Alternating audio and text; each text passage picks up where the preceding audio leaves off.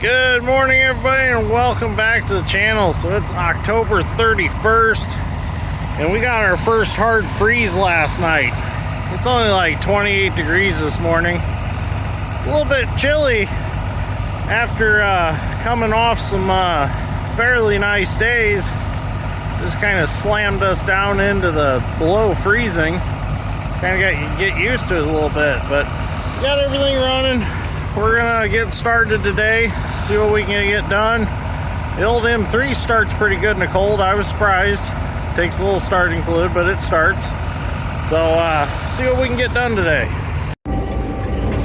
Well, we're heading to the field. Everything got warmed up. While things were warming up, our truck driver took off with one of the trucks that was loaded and needed to go to the elevator, and called me and said that he had felt a pop and the truck quit moving. So we went to where he said he was, and sure enough, the truck wouldn't move. Something let go in the transmission, and also 2 U-joints were broke. So I don't know what happened. So we ended up pulling the truck to the elevator with the dump truck. I put 3 bucketfuls of sand on the dump truck with the 270, and took it and pulled the semi to the elevator and unloaded it, because I was not about to unload a loaded hopper bottom alongside the road. I wasn't going to unhook it because there's a lot of weight on them 2 jacks on a trailer to hold it up while you switch trucks out. So that took quite a bit of time. So we're finally getting to the field. We're getting some corn picked.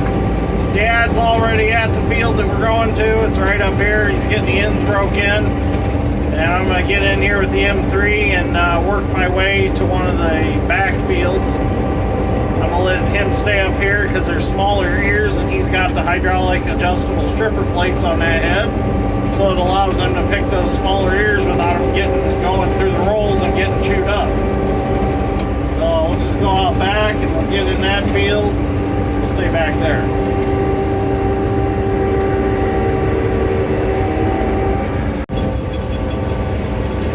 Alright, so we made it back here to the back field of this farm. Go through this little patch of woods here, back there.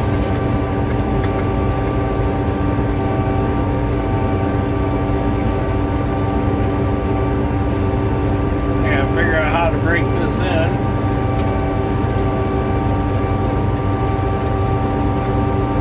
think we're going to do something quite like this. We're just going to cut in at an angle here and see what we get.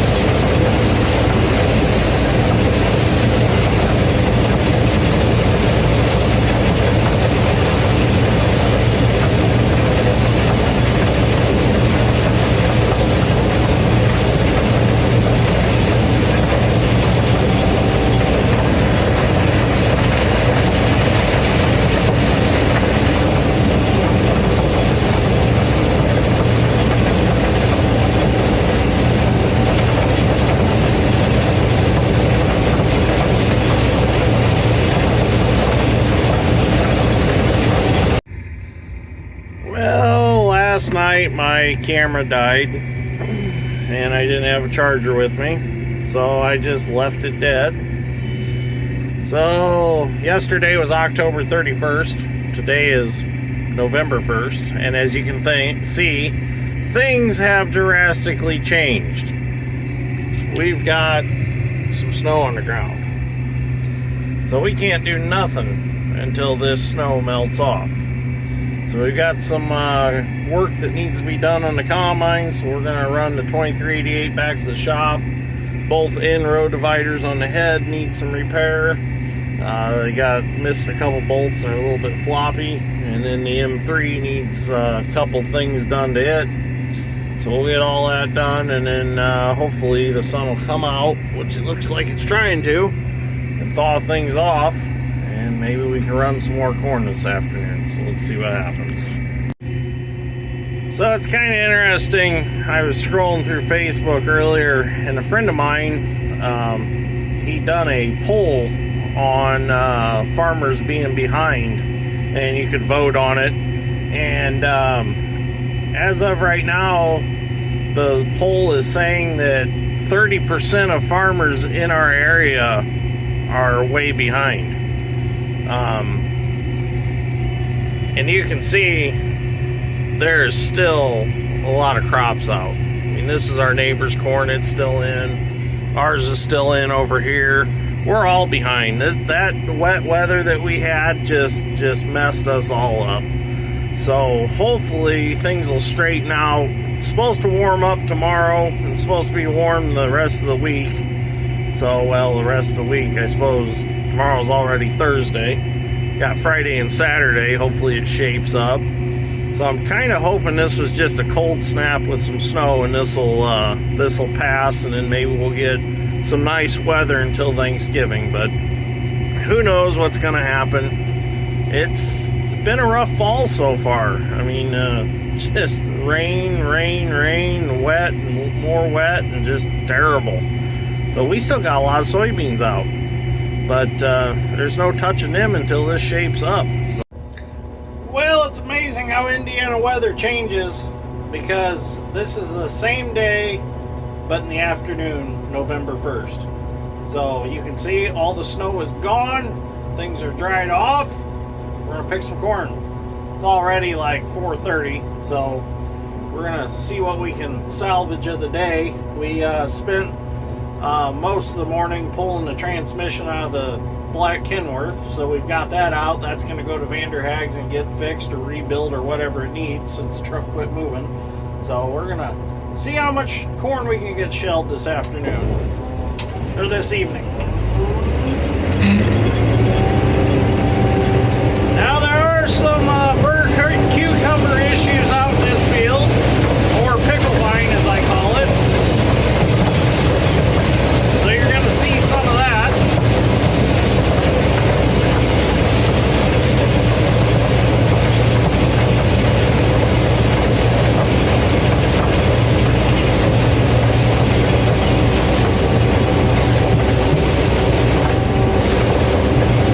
There it is right there.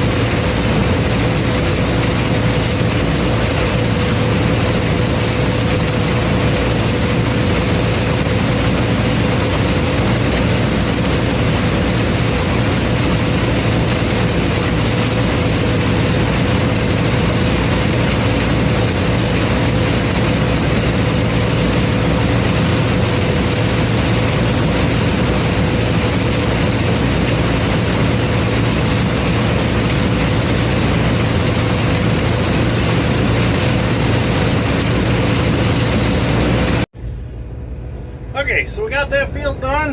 Now we're going to move on to one of my fields. So I'm pretty excited to get into this corn because this sand between these highline towers is usually pretty poor corn. And this year it actually looks really good. Oh, got downshift. Is it high? So let's see what we got out here. Definitely was a corn growing year, that's for sure. I mean, look at the size of some of the ears. As long as I've farmed this, I've never seen ears that size on this sand.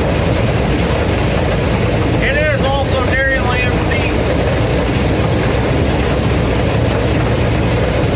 if you're wondering.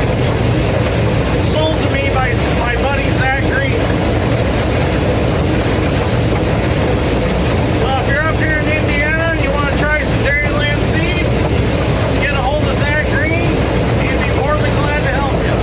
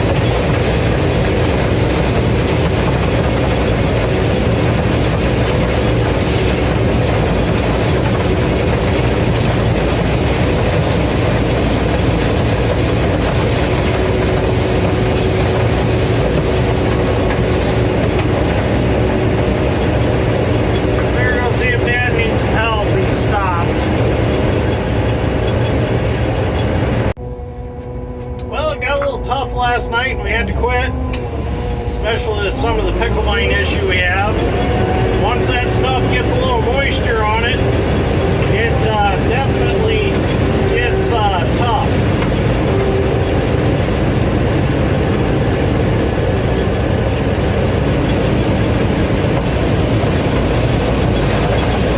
So we're back this morning, we got some good sun, we got a good breeze. Get some corn knocked out today.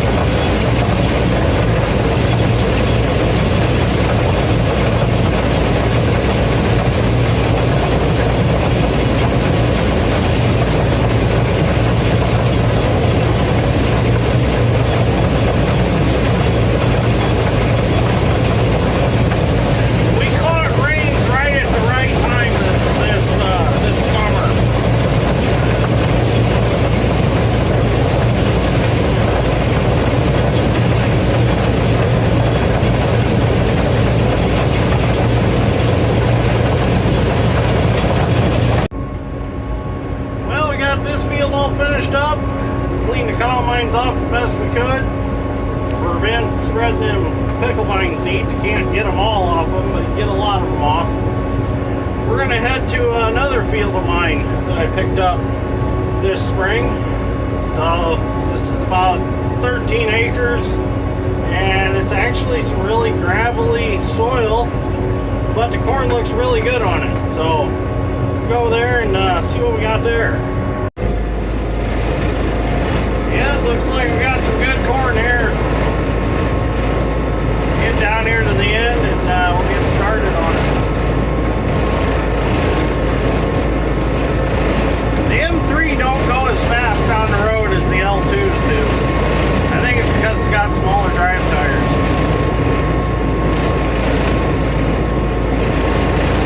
It only goes about 17. The other ones do about 22, 23 miles an hour.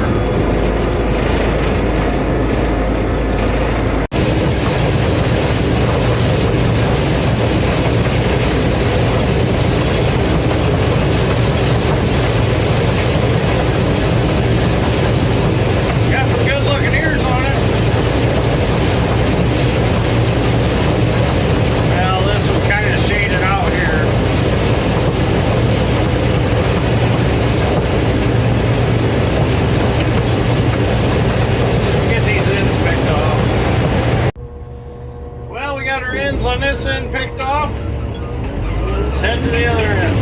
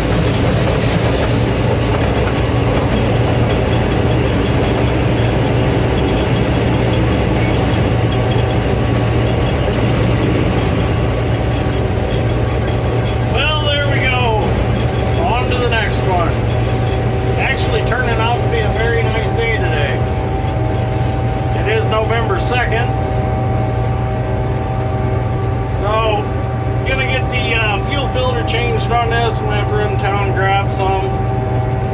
It's very well possible that I have no idea what fuel was ran in this combine before, but it does have some sludge on the bottom of the tank, and the good Country Mark fuel's probably breaking that up, and it's probably getting through the system. There's supposed to be a little stand screen in these tanks, and this one's missing. So apparently somebody has taken that screen out at one point, and I didn't realize it wasn't in there. I don't even know if you can still get them. I'm sure there's something I can put in there. But it's probably got some stuff worked its way to the filter, and it's got the filter plugged, the first filter plugged on the side of the combine. Which is interesting, on this combine, it's a spin-on. On the L2s, it's actually a cartridge like the John Deere tractors use. So must have changed that when they went to the 3s, L3s, M3s. Alright, I would say this corn did pretty well. I won't know until I get all the grain tickets back from the elevator so I can figure it up. But got a full semi and full grain cart off of here, so seems like it did pretty good. I'm pretty happy with it.